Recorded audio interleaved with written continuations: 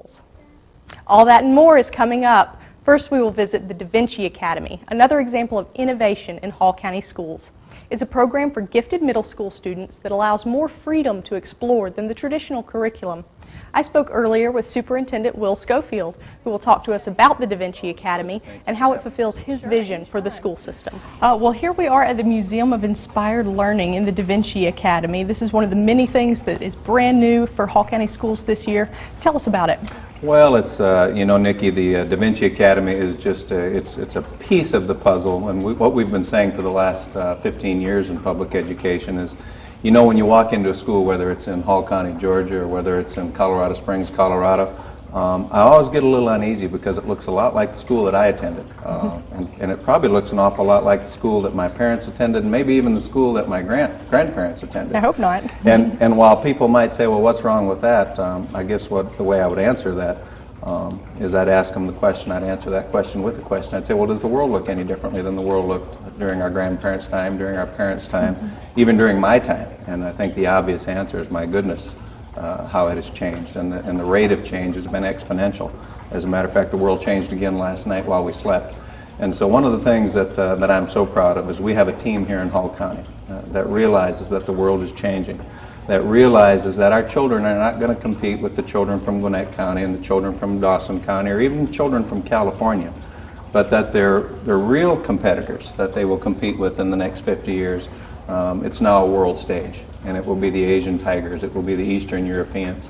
And so Da Vinci is just where we are today at the Da Vinci Academy is just a snapshot of just how different schools can be, just how relevant schools can be, just how possible it is to take children's passions and God-given abilities and put them in a learning environment where they're able just to take those abilities and passions and run with them. So we're really excited about the Da Vinci Academy. So if you were at a football game and a parent says, well, what is the Da Vinci Academy? How would you explain it to them? Well, our director of rigor, who's Sally Crisell, she's finally convinced me. She says each and every one of us has a giftedness, and I think I've finally discovered mine, and it's oversimplification. I'm really good at oversimplifying things. So my elevator speech or my talk at a football game, if somebody said, just what is Da Vinci? I'm affectionately beginning to call it my 21st century one-room school. It is truly an opportunity using 21st century tools to get all of the bureaucracy, all of the minutiae out of the way, and let inspired teachers and inspired children teach and learn together. The teachers are truly the lead learners here at the Da Vinci Academy, and it's a modern one-room schoolhouse. It's fascinating. And it's not the only new idea that has come out of Hall County schools. I know the World Language Academy is a dual language immersion program for our viewers who aren't familiar with it, but that is a revolutionary concept in itself. Talk a little bit about that. Well, and we can talk about World Language Academy, and I'd be glad to do that. The thing that I'm really the most proud of is the fact that what we've challenged all of our 3,500 employees and our 26,000 children and our families to do is to reinvent the face of education. I firmly believe that this age that we're now living in, this no child left behind, let's measure every child, let's test them every time they turn around, that we're going to look back 40 years from now and we're going to say, what in the world were we thinking?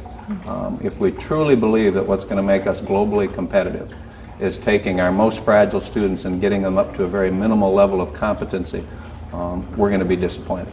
What we've said all along is that it's got to be about rigorous activities. You know, if you look at your learning in the past and I look at mine, the most meaningful learning that ever occurred is when we were passionate about it, when we could internalize it. It was those things that we got home at the end of the day and we were tired, but we couldn't wait to get up tomorrow morning and do it again. And I see way too little of that in schools. One of the most exciting things about Da Vinci, the World Language Academy, our advanced construction children who are building houses for Habitat for Humanity, the culinary arts program where our culinary arts students are down at Lake Lanier Islands for half a day, is I look into the eyes of these students and they're excited about their learning again. I mean, that is the shtick.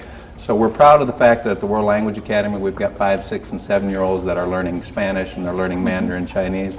I'm proud of the fact that we sit in this Museum of Inspired Learning here at the Da Vinci Academy. But what I'm most proud of is the fact that we're proving beyond a shadow of a doubt that we can get our community engaged in learning again. We can get children excited about their learning, and that's when the meaningful and deep learning will occur. It's that engagement piece. And world language is an example of that. Da Vinci is just another. I think that's what is inspiring to me about these new programs, is that it's not focused on the test scores. It's focused on the students being excited about learning and being in school, and that's what we've been missing. Absolutely, and I'm often misunderstood. It's not that test scores are not important, Oh, sure. But what we've said all along is that if you engage children at a higher level and get them interested and inspired in their learning, the test scores will take care of themselves. I mean, That's right. we've said that all along. You know, we've put billions of dollars over the last 40 years into trying to give children over and over again remediation and get our most fragile children to a very basic level. And I think the data is in, and that approach fails, and it has failed miserably. What we're beginning to see, and we're seeing it in Hall County, is that if you set the bar high, and if you start with the question, what is it that you're interested in? What are your passions? And let's figure out what your God-given gifts are. And then let's design a program that takes advantage of those two factors. Tremendous things happen. You know, I've been an opponent of No Child Left Behind because of the reasons that we've just talked about for years. But I don't think there's any doubt that the reason that 34 out of 34 of our schools made AYP this year, adequate yearly progress, is because we've raised that bar and we've said rigorous opportunities for all students. I'm just convinced more than ever that that's the way that we need to be going, and we need to see a national movement of that kind. And how does all this factor in with the economic recession that we're in right now? You know, one of our mantras for the last 6 months has been quit whining. It's tough for everybody. I mean, there's obviously not as much. We need a billboard like that on the interstate. there's not as much money as there was a while ago, and so we've been saying, you know what we're going to do? We're going to do more with less. We're going to find out ways that we can be more effective, teach children in more effective ways, and do it with fewer resources. Technology is going to play a huge role in that. What you're sitting in here today at the Da Vinci Academy, it's fascinating. You know, we took one of our traditional middle schools, and just for fun, we took all of the salaries in the building, and we added them up, and we divided it by the number of students in the building. And we came up with the fact that to run a traditional middle school, just the salaries in the building, the cost per student was around $6,900. Now come over here to Da Vinci with me, with 6 highly creative teachers and a paraprofessional and 120 students. We added up those salaries. We divided it by the 120, $3,700 per student.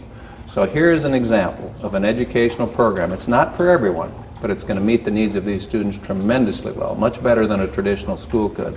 And it's going to cost about 60% the cost of a traditional middle school.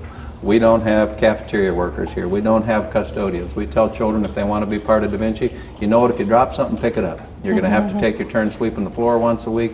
It's the idea of this is your school, you need to take some ownership in it. Those are good life lessons, yeah, too. They're great life lessons. If you want to eat lunch, bring a sandwich. If you can't afford a sandwich, then we'll make a sandwich for you, or we'll get one of our business partners to provide one.